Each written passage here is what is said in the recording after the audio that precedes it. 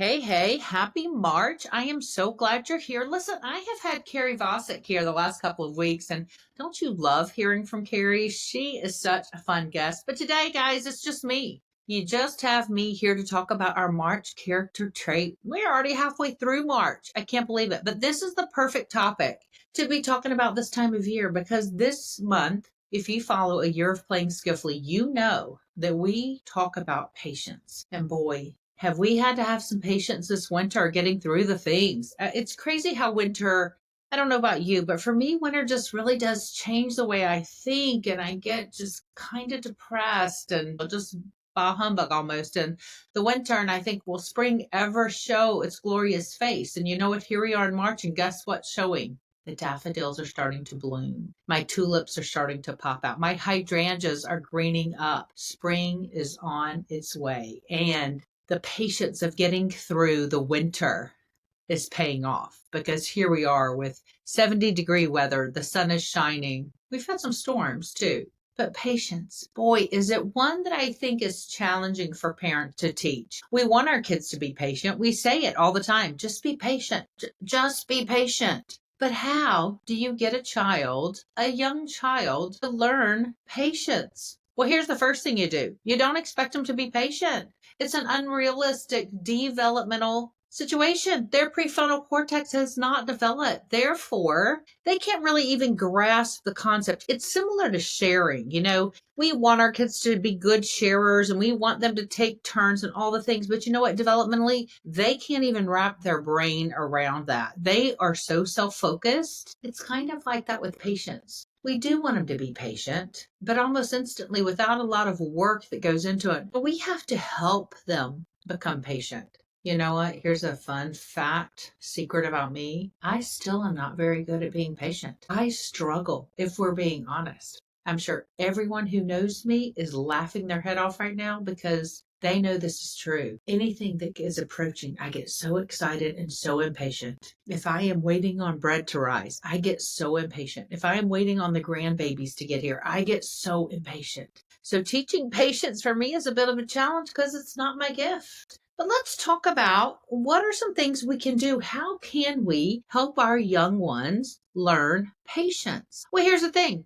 I'm going to say it every character trait. Guess who it starts with? Us. If they see us being impatient when the person pulls out in front of us, or we have to wait at a red light and it's taking too long and we get frustrated and we start kind of honking and yelling, we're showing them impatience. If we lose our mind over something where we should have had patience, we model it. I think it's funny with patience in general right now with this stage and age of children. I know with my own kids, I laugh so hard when they order something. And they're like, are you kidding me? It is going to take 3 days to arrive. When we lived in Atlanta, they could get things delivered off Amazon the same day. They could order something in the morning and have it in their hand by the afternoon. So didn't work very well at trying to teach them patience. Well, now that we've moved to the lake, things take a bit longer. That same Amazon package could take it 5 days to get to us that we could get the same day in Atlanta. So they're having to learn that. And even at school, my younger two are off at college, and they still are having to understand that things aren't as fast in these small towns as they were in the big city that they lived in. So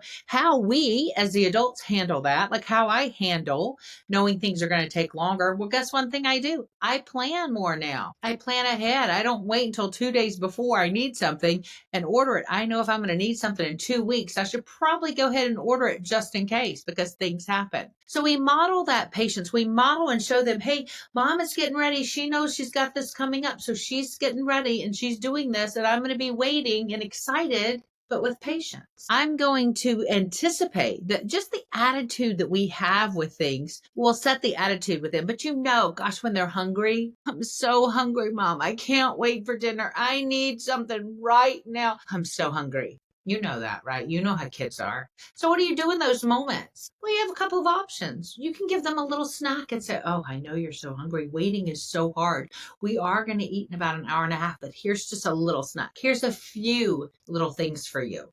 Just a few chips, just half an apple.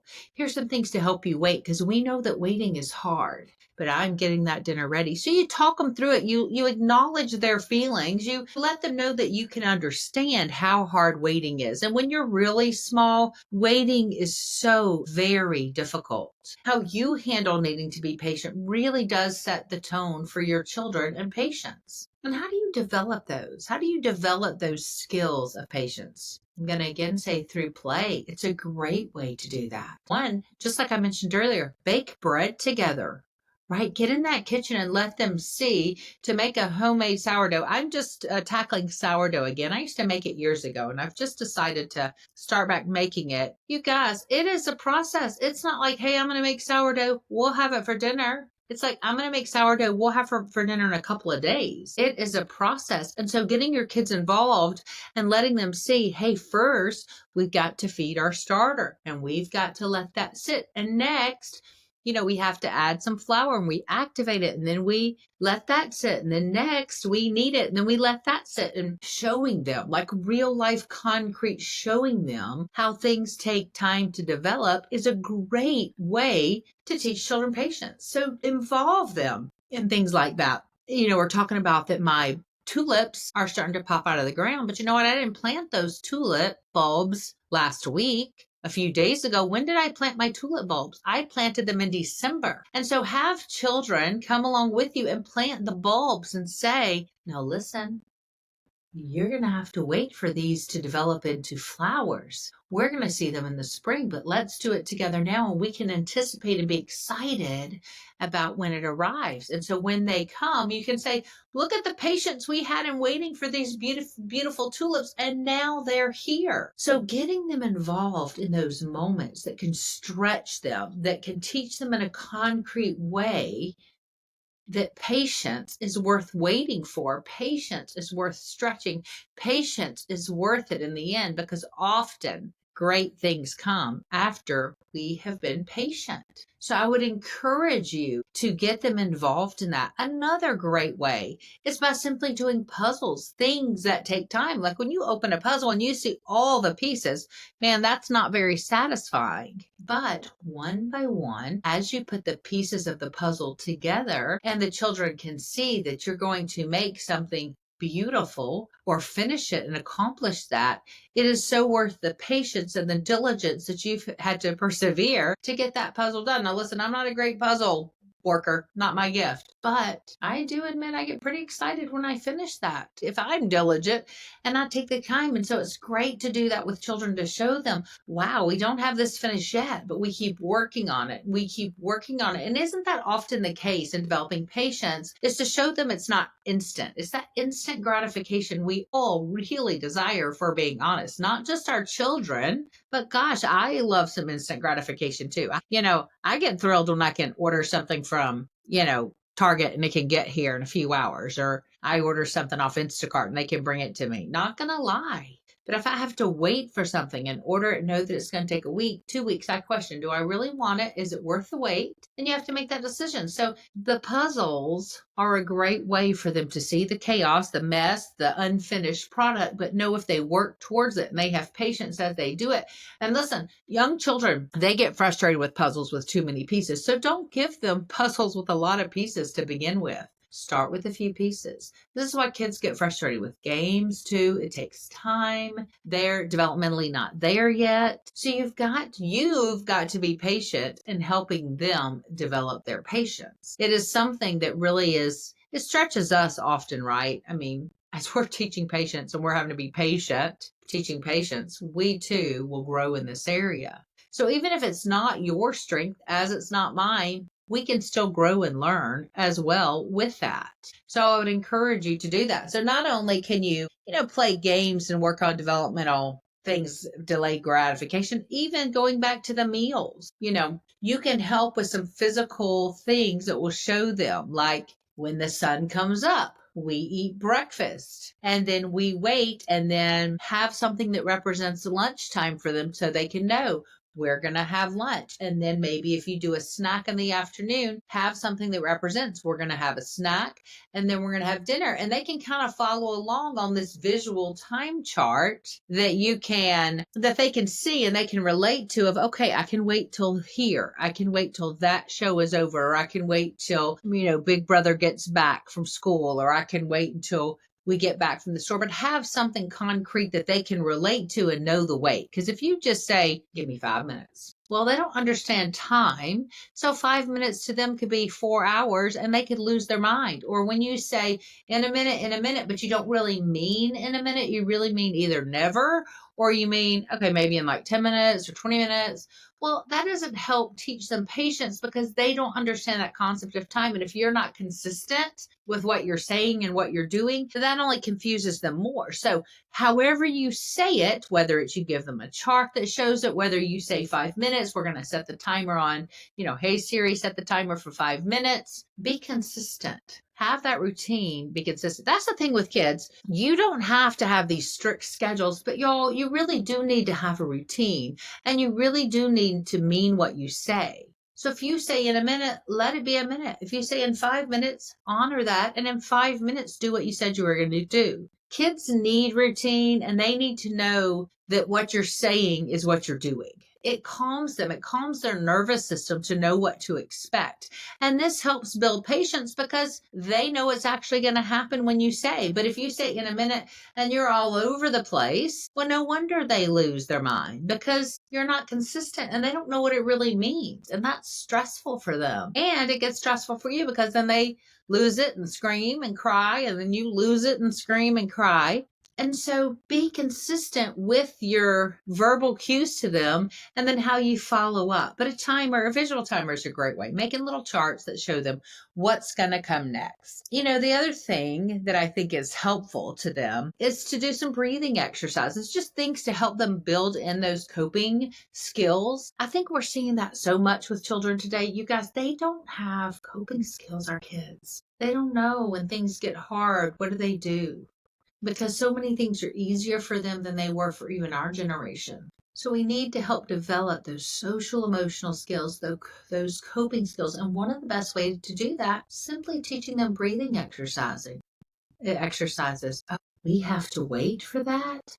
What can we do while we wait? We can sing a song. We can take some deep breaths. Let's practice our belly breaths. That's how I call them, belly breaths, those deep breaths. So you're going to breathe in, breathe out, and you teach them that, the power of the breath, and make it fun. Don't go, hey, we're going to breathe right now, children. Come on, join mama. We're going to do some deep breaths to cope with this stress. No. Y'all, this is when we need to be silly. Have you seen the video on Instagram and it's the mom who's like giving it her all and she's like getting after it with her kids and they're just sitting there kind of laughing? And sometimes you got to do that. Sometimes you got to pull it out, helping them wait. If you're in a long line or you're at the doctor's office, maybe you keep a good book in your purse, or maybe you keep fun cards in your purse, or maybe you keep a little sensory, Play-Doh or something you take with them to help them while they're waiting. And also maybe you have a silly song. We are waiting. We are waiting. Yes, we are. Yes, we are. I'm sick of waiting. Are you sick of waiting? Oh, no. I don't know. Making that up. You make it up. Doesn't even have to make sense, but just your attitude about the waiting is going to help their attitude about the waiting. And it really will help strengthen their patience and help them see that everything is not this dire situation. That we can be lighthearted even in the waiting, and we can make the waiting fun and be silly together as a family. And so that when they are growing up and they are in a situation and you're not there and they're having to wait, maybe they will remember, you know what? My mom used to get silly when we waited. We would wait in line and she would sing or she would hum or she would even dance or she would take deep breaths. You'll see them do that as well. You'll see them get silly. You'll see them take deep breaths, and you can know that they paid attention when you modeled that in those moments of waiting. Because we all do have to wait at some time. And if you've ever taken a child to Disney World, that's waiting like none other. And you need to have some major coping skills before you take that on with your children.